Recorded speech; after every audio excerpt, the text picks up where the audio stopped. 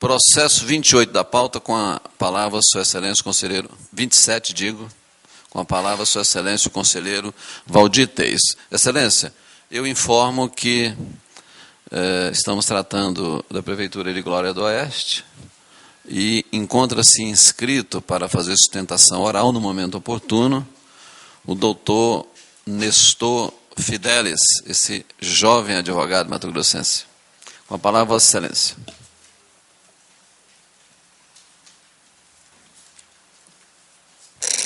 Trata o processo número 5.254/2010 das contas anuais de gestão do exercício de 2009 da Prefeitura de Glória do Oeste, gestão do senhor Nilson Borges Borgato. Consta nos autos o relatório preliminar de auditoria da Secretaria de Controle Externo desta relatoria apontando 14 irregularidades. Regularmente notificado, o gestor apresentou sua defesa, cuja análise técnica concluiu que 3 foram sanadas e 11 permaneceram, sendo 6 classificadas como de natureza grave e 5 não classificadas. Os autos foram remetidos ao Ministério Público de Contas, ao excelentíssimo Procurador-Geral Substituto, Dr. Alisson Carvalho de Alencar, que emitiu o parecer número 6.653, no qual opina pela irregularidade das contas anuais de gestão da Prefeitura de Glória do Oeste, exercício de 2009, com determinação legal e recomendações ao senhor Nilton Borges Borgato. É a síntese do relatório, senhor presidente. Com a palavra, o senhor Procurador-Geral. Senhor presidente, senhores conselheiros, o Ministério Público de Contas, em razão das irregularidades que permaneceram, inclusive com reincidências, mantém o parecer pela irregularidade das contas. Em discussão. Na discussão, concedo a palavra ao advogado Dr. Nestor Fidelis pelo prazo de até 15 minutos. Excelentíssimo senhor presidente, excelentíssimo senhor membro do Ministério Público de Contas, senhores conselheiros, senhores e senhoras servidores,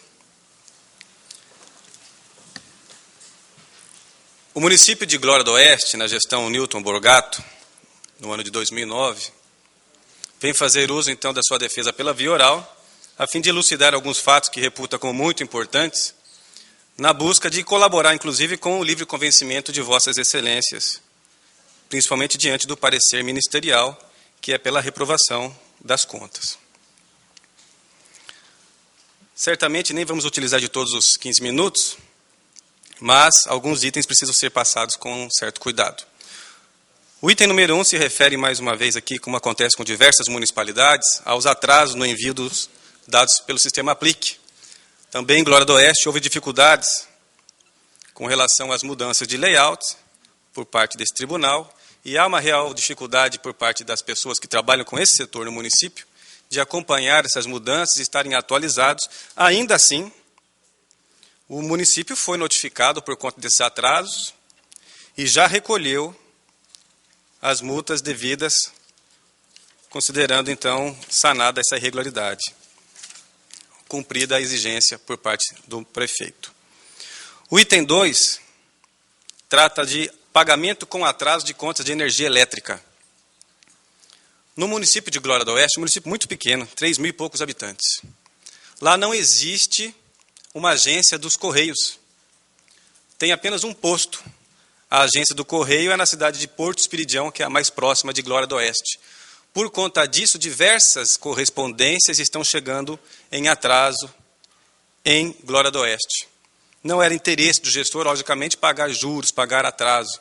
Mas como acontece com qualquer pessoa, quando nós recebemos a conta em atraso, consequentemente tendemos a pagá-la o quanto antes possível. Não temos o costume de ir atrás das contas, elas que chegam à municipalidade. Comprovamos isso nos autos com a questão neste ano ainda, esta corte notificou a Câmara Municipal de Glória do Oeste e a Câmara, em resposta, encaminhou o ofício na data de 17 de maio. No entanto, somente em 25 de maio, alguns dias após, é que a agência do Correio de Porto Espiridião encaminhou para cá. Mas o município não ficou inerte diante desta situação. E há já um compromisso da agência de Correios de Cáceres de instalar uma agência em Glória do Oeste a partir de janeiro, já regularizando então essa questão. Não haverá mais esse atraso por conta deste dessa questão dos Correios. O item 3, que consideramos como sanado também, trata-se do pagamento de despesas ditas ilegítimas com hospedagem para o prefeito, quando está em Cuiabá, e secretário de saúde. No entanto, não houve pagamento de diárias. Se pagassem diárias, o dispêndio de recursos financeiros seria maior do que pagando diretamente essas despesas, considerado, então, portanto, sanado já até pela própria relatoria. Item 4 e item 10, nós vamos trabalhar em conjunto, porque tratam-se, então, aliás, item 4 e item 11. Não foram adotadas providências efetivas de cobrança de crédito da Fazenda Pública e não houve cobrança judicial. No município de Glória do Oeste, como aponta o IBGE, os habitantes empregados recebem, em média, 2 salários mínimos. Os custos, então, da cobrança administrativa ou judicial são mais elevados do que o possível recebimento desses créditos. O Fórum de Mirassol do Oeste, que é a comarca na qual está inserido o município de Glória do Oeste, fica a 50 quilômetros de distância. Qualquer citação, intimação, custas com o oficial de justiça já seriam mais elevadas, então, do que muitas vezes esse crédito a ser recebido. São créditos irrisórios. Por conta disso, já estamos elaborando, aliás, já tem elaborado, por uma sugestão até da Associação Mato Grossense dos Municípios, uma minuta de um projeto de lei que foi oferecida e está sendo encaminhada para a Câmara, porque no ano de 2007, salvo engano, houve uma consulta respondida por esta Casa, uma consulta formulada pela Corregedoria Geral de Justiça, quando era desembargador Orlando Perry, o corregedor, no sentido de ser possível ou não protestar as dívidas ativas, a certidão de dívida ativa. E neste caso, no município de Glória do Oeste, todas as dívidas são de pequeno valor. Não existe PTU em grande número. Mesmo precatórios que estão sendo negociados são pequenos valores que já estão sendo parceladamente resolvidos. Então, esta questão realmente aconteceu. Não houve a cobrança até este momento, mas já está em encaminhamento para a Câmara dos Vereadores um projeto de lei para anistiar as dívidas de pequeno valor e que permita protestar, apontar em cartório de protestos, como é orientação desta Casa e do próprio Tribunal de Justiça. Ainda assim, temos a citar aqui, nesta questão, um posicionamento desta Casa por um acórdão relatado pelo, então, conselheiro Humberto Bosaipo na conta do município de Serra Nova Dourada, processo 7421-7 de 2009, que a situação era muito similar ao que passa a Glória do Oeste. E naquela situação, não foram adotadas providências efetivas de cobrança, o mesmo item. E o eminente relator anotou que, segundo dados do IBGE, população pequena de Serra Nova Dourada, e todos percebem salário em média de 1,5 salários mínimos, muito parecido com Glória do Oeste.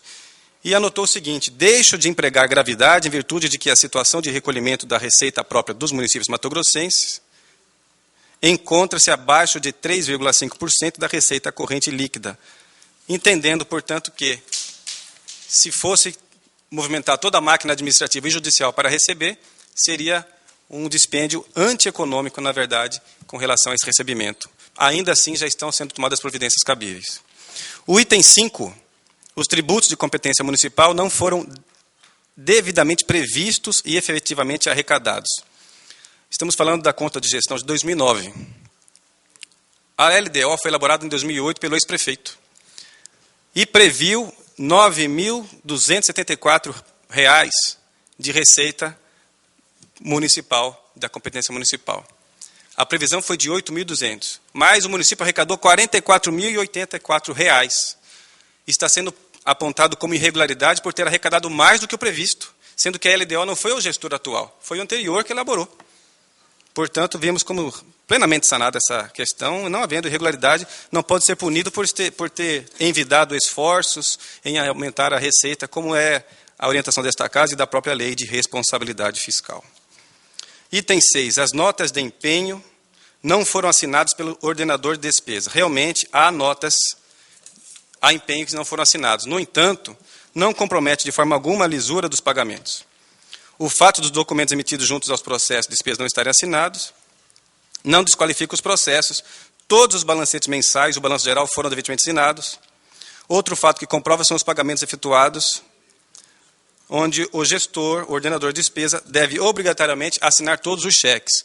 Realmente houve uma falha em alguns procedimentos que não constou a assinatura do ordenador de despesa, mas os pagamentos, os cheques, comprovam também que ele tinha conhecimento, ele sabe o que ele está pagando. O gestor não foi ineficiente nesse sentido. Há também aqui, nesse momento, que nos socorrermos do voto do conselheiro Humberto Bosaipo na conta, novamente, de Serra Nova Dourada, de 2009, na qual ele diz o seguinte: no mesmo item, embora contrarie normas da Lei 4320 de 64, não se apresentou prejuízos ou indícios de dolo face aos milhares de documentos relacionados ao estágio de despesa, releva a impropriedade com determinações quanto aos métodos de trabalho. É a mesma questão na qual nós nos arrimamos para solicitar, então, para requerer que este item seja considerado como regular, que todos os cheques, todos os outros pagamentos foram devidamente assinados. O item 7, na liquidação de despesa não foram constatados documentos para comprovação de pagamento de horas extras. Realmente, no município de Glória do Oeste, houve uma deficiência nesse sentido. De livre ponto, não existe ainda o ponto eletrônico instalado, mas já está em procedimento para instalação. Ainda assim, o chefe imediato de cada servidor que cumpre hora extra, ele assina um documento se comprometendo responsavelmente a assumir a regularidade daquele trabalho que foi realizado.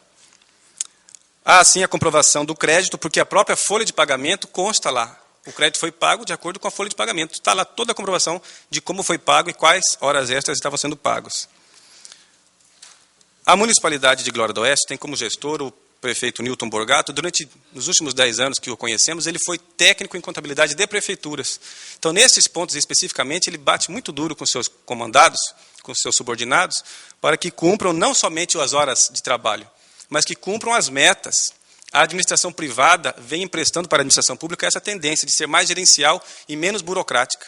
Então, apesar de ter todas as comprovações aqui de que foram pagas horas extras, de acordo com os trabalhos efetivamente realizados, estão na folha, estão totalmente nos balancetes, ainda assim, o mais importante que nós vemos é não tornar formalíssimo o processo, mas verificar se realmente os trabalhos nessas horas extras foram elaborados, foram realizados. Isso é eficiência da gestão, é uma administração mais gerencial. Item 8 da pauta, dos apontamentos. O item 8 e item 9 dizem de pagamentos indevidos, despesas custeadas pelos recursos próprios, impropriamente classificadas no ensino e na educação. Diz que a aquisição de gêneros alimentícios para merenda escolar, nós estamos falando aqui de contas de governo, de aplicação de percentual, mas então de como foi aplicada essa receita. E há um entendimento aqui do próprio conselheiro presidente Walter Albano, que nós pegamos no Acórdão 1341 de 2003, considerando que a alimentação deve ser entendido como atos e ações que propiciam manutenção e desenvolvimento do ensino, seja infantil, fundamental ou superior. A Lei 9394 diz também que é dever do Estado prestar alimentação aos educandos. Ainda assim, no relatório da auditoria, as folhas 10 do relatório de auditoria, quando trata do item 8 e item 9, aplicação de recursos da educação e da saúde, diz aqui que a defesa, as folhas 336 e 342, TC, apresenta justificativas e esclarecimentos sobre os pontos levantados no relatório e as mesmas são suficientes para sanar os apontamentos. Então, já consideramos também, podemos considerar como sanados esses itens. Gastos com despesa de alimentação para motoristas de ambulância. Em certas situações, é mais econômico pagar a alimentação diretamente do que pagar diária. Foi isso que realizou-se, então, a municipalidade. Frete no transporte de pacientes. No início da gestão, em 2009, o que aconteceu? Quando chegou ao comando da prefeitura, o prefeito Newton Borgato, verificou que só tinha sucata em seus veículos, em suas máquinas. Colocou todos eles para manutenção, para conserto. Neste período, de janeiro a março, foi necessário fretar transporte para pacientes. Não vemos, então, que há uma irregularidade alguma, nenhuma, nem impropriedade. Ao contrário, buscou-se eficiência e aplicação correta dos recursos públicos. O item muito sério também que nós encontramos aqui é o item número 10, pagamento de profissionais autônomos sem reter a parte do segurado. Na defesa escrita foi trazido vários entendimentos, pareceres do INSS, inclusive, que demonstram que em certas situações, quando há eventualidade, não é necessário, de acordo com a lei federal, fazer esse recolhimento. E a eventualidade dá justamente quando são trabalhos esporádicos, está tudo bem esclarecido, mas vamos apenas ressaltar que na instrução normativa do Ministério da Previdência Social, número 3, artigo 148, diz lá: a contratante fica dispensada de efetuar retenção. Inciso 3. A contratação, quando a contratação envolver somente serviços profissionais relativos ao exercício de profissão regulamentada por lei federal. Parágrafo 3º. São serviços profissionais regulamentados por essa lei, serviço de advogados, enfermeiros, contabilistas, foi justamente essa situação. E numa outra, que era serviço de estagiário. Há um posicionamento do Ministério da Previdência Social e a lei federal nesse sentido também, de que estagiários, portanto, estão isentos de fazer esse tipo de recolhimento previdenciário. E, por fim, o item 12, saldo das contas patrimoniais de bens móveis e imóveis constante no balanço patrimonial, diverge. Houve realmente informação equivocada em algum sentido aqui. Mas, no entanto, não houve prejuízo para que fosse feita a análise por parte desta Corte, porque no balanço geral individualizado, que foi encaminhado em sua integralidade, junto com o inventário, há todos esses fundamentos, essas questões. Então, realmente não houve prejuízo para que fossem feitas essas análises e pode ser encontrado claramente lá todos os esclarecimentos, as justificativas. Portanto, são essas as nossas considerações para requerer seja considerada regular a conta de gestão do prefeito Newton Borgato, prefeito de Glória do Oeste, no exercício de 2009, com uma visão razoável e equânime e proporcional diante dos fatos apresentados por escrito e agora na via oral. São as considerações. Obrigado, excelência. Encerrada a sustentação oral, continua em discussão. Com a palavra o senhor procurador-geral. Senhor presidente, senhores conselheiros, eu ouvi atentamente a exposição oral do causídico e verifiquei que a manifestação ministerial merece uma alteração. Porque, inicialmente, quando eu analisei esse processo no meu gabinete, as reincidências que estavam previstas sustentaram a minha posição pela irregularidade. Só que agora o causídico muito bem esclareceu que essas irregularidades não comprometeram a gestão. Pelo contrário, a maioria delas foram sanadas. Por essa razão, eu entendo que a aplicação de multa e uma determinação pedagógica seriam suficientes. Por isso, altero o parecer pelo julgamento regular com determinações legais. Continua em discussão, encerrada a discussão, em votação. Senhor presidente, nesse processo, praticamente o que disse a defesa, eu acolhi os argumentos, discordando de alguma coisa, mas naquela questão, de fato, da dívida ativa, na questão da realização da receita, consta no meu voto, inclusive já antecipou, consta que uma recomendação que o município, o gestor, faça uma reanálise da planta básica do IPTU, que adeque isso a uma realidade econômica do município e que também se entender que encaminha um projeto de lei ao legislativo para que faça, então, ou se promulgue uma lei de remissão desses débitos. Então, isso consta no nosso voto. Na questão do recebimento das contas de energia elétrica, consta também no voto apenas uma orientação: não aguarde o correio, isso se consegue emitir via internet.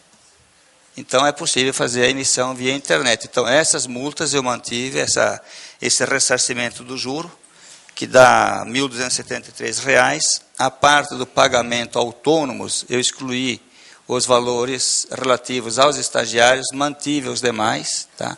Está no voto para que seja feita o recolhimento. Porque quando o INSS, da multa, em razão de ter praticamente 15 eventos do aplique apresentados fora do prazo, eu apliquei a multa de 150 UPFs, 10 para cada evento. E eu vinha falando da questão do INSS.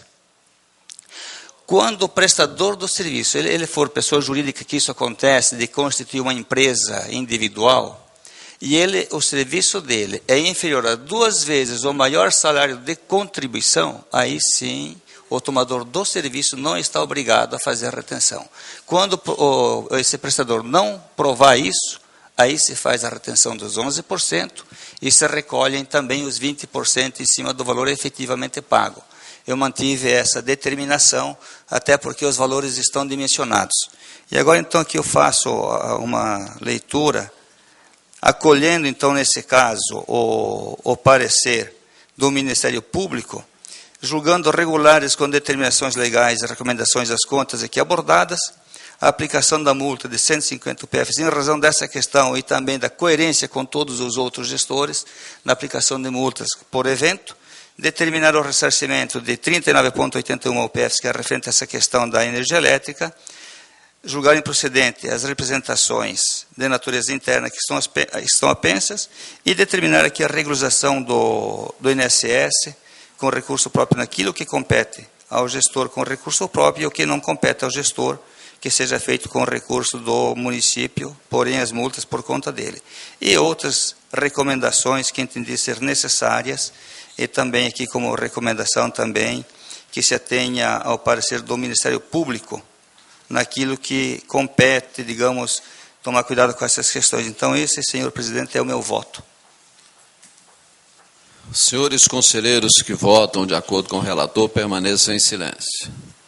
Aprovado por unanimidade o processo 5.254/2010, relatoria do conselheiro Valdir Teis, acordo 3.629/2010, Prefeitura Municipal de Glória do Oeste, contas anuais de gestão de 2009, regulares com recomendações e determinações legais, aplicação de multa, restituição de valores aos cofres públicos, representações de natureza interna improcedentes.